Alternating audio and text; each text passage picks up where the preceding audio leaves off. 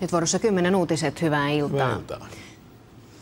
Ikkunoiden pesu kuuluu kevääseen ja kesään, mutta vaikeimmat kohteet kannattaa jättää suosiolla alan ammattilaisille, sellaisille kuin Jouni Ahtee. Ja vaikka suosittelemmekin kaikille ikkunanpesua, niin ihan kaikessa ei pitäisi Jounin menetelmiä jäljitellä.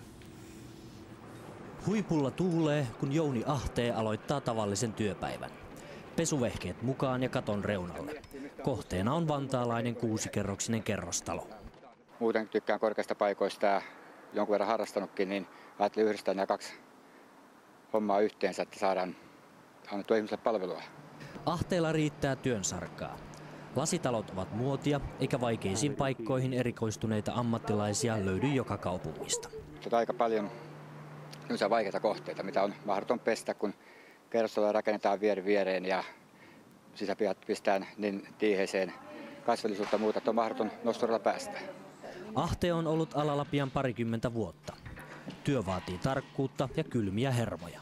Perehtymistä tekniikoihin, että se on kiipeämiseen ja solmusysteemeihin ja ennen kaikkea niin malttia tuo ylhäällä liikkumiseen ja varovaisuutta, että semmoista tietomasta niin ajatus- ja herpaantumista ei saa tapahtua, että niin silloin tapahtuu yleensä vahinkoa.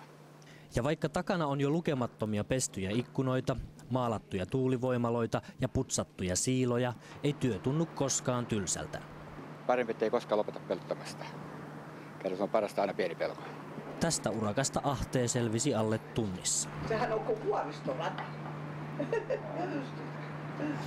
Tuo palvelu kelpaisi varmaan muillekin kuin vaikeille kohteille.